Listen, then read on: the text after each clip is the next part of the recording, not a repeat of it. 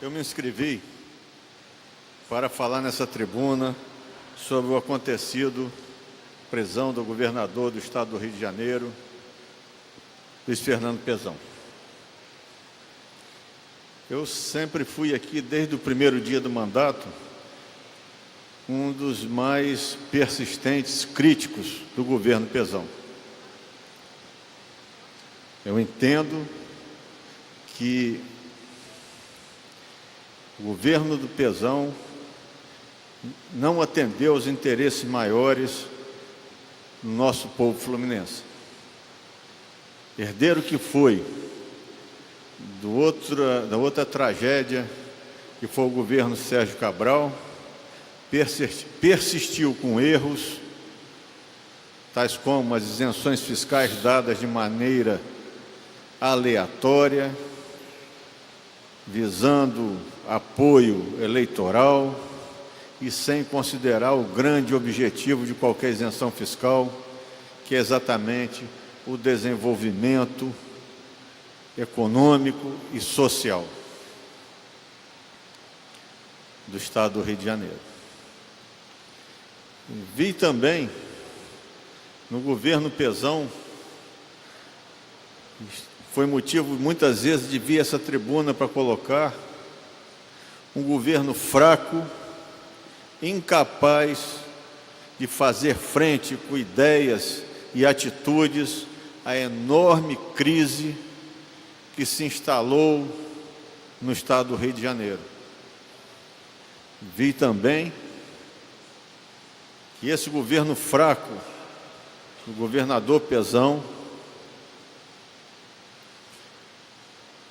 se submeteu às exigências do governo federal, quando deveria, em benefício do povo do estado do Rio de Janeiro, marcar uma posição e exigir os direitos relativos àquele que é o segundo estado da federação em arrecadação, ou era no momento que ele assumiu.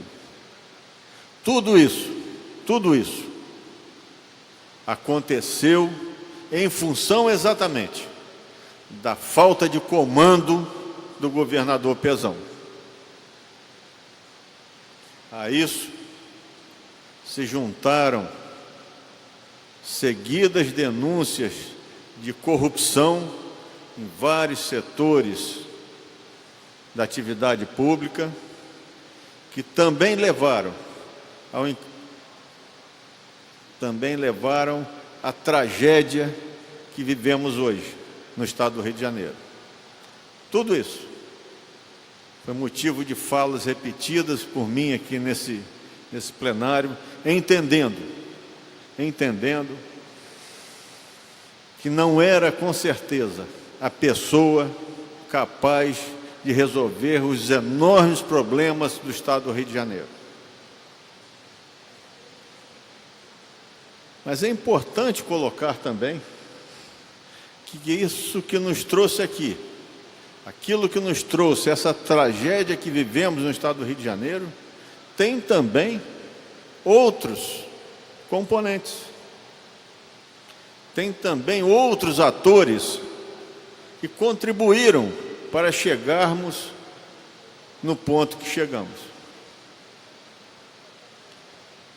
O Estado não funciona de uma maneira uníssona, uma maneira unitária.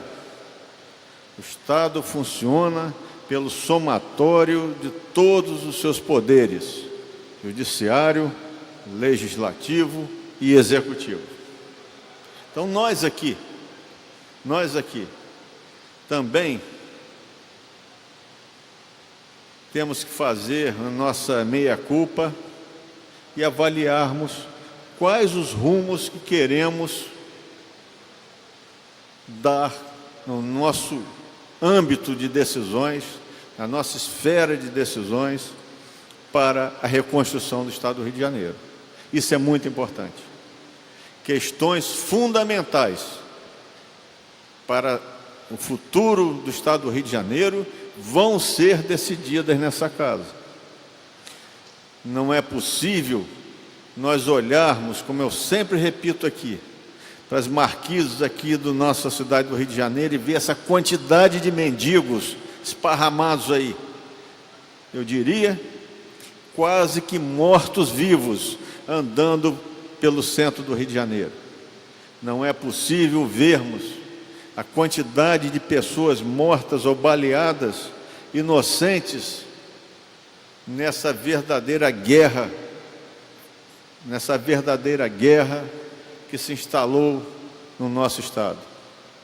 Não é possível ver policiais morrendo a cada dia e a cada momento nesse enfrentamento com o tráfico de drogas e a marginalidade. Não é possível ver as escolas degradadas, os hospitais degradados, as pessoas perambulando em gabinetes, em prefeituras e nas defensorias, buscando conseguir medicamentos que lhes garantem a vida, direito constitucional, e que na verdade não conseguem, morrendo muito antes do tempo que lhes seria permitido por conta da incompetência do Estado. Tudo isso precisa ser visto. O governador está preso. Eu não vou dizer aqui que gostaria que isso não tivesse acontecido. Não é assim que se pensa. O governador está preso e precisa responder por aquilo que lhe é imputado. Mas é importante dizer que é necessário que o Estado continue. Nós temos também problemas relevantes. Nós precisamos avançar na incorporação da Escola Antônio Sarlo como colégio de aplicação da UENF, uma batalha de quase 3 anos, que está no seu finalzinho e não pode parar em função da prisão do governador. Nós não podemos, por conta dessa prisão, deixar emperrar ainda mais o sistema de saúde, considerando que a média complexidade, que é obrigação do Estado do Rio, é o grande atravanco no sistema de saúde. É o grande atravanco nisso que nos conduz a esse morticínio absurdo que se instalou na saúde pública do Rio de Janeiro. Nós não podemos deixar de avançar com aquilo que é mais importante para o servidor público, enquanto cidadão, que é ter o seu salário pago, o seu 13º pago, que o fruto do seu trabalho seja remunerado dentro daquilo que é obrigação do Estado, obedecendo ao calendário. Nós não podemos deixar de entender que a prisão do governador não pode fazer com que esqueçamos os servidores aposentados, que têm o direito ao seu salário, esse direito que foi conquistado através de muitos anos de serviço público prestado ao povo fluminense. Então, todos esses aspectos, essa casa precisa obrigatoriamente estar atenta, estar vigilante, para não deixar com que aqueles que mais precisam, aqueles que mais dependem do serviço público, sejam prejudicados por erros, lícitos ou ilícitos, de qualquer governante, inclusive os dessa casa, nós que temos mandato eletivo. É muito importante que o próprio judiciário entenda, e aí eu concordo com o deputado Paulo Ramos, que volta e meia se renova nessa tribuna com a sua visão do processo. É muito importante que o judiciário também entenda que tem uma participação como poder que é do Estado, no sentido de fazer prevalecer os legítimos interesses da população fluminense. Que é preciso fazer prevalecer os legítimos direitos constitucionais do povo fluminense. Mas eu tenho a certeza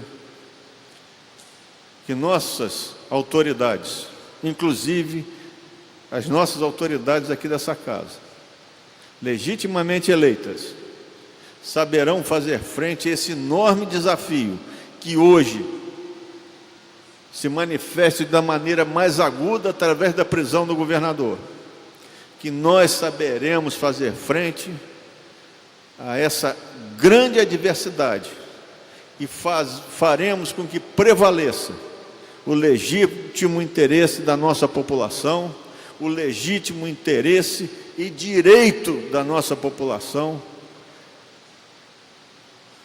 para que tenhamos todos as garantias constitucionais necessárias, sem as quais não conseguiremos fazer o enfrentamento dessa crise ética, moral, econômica, social que se instalou no nosso Estado. Obrigado, presidente.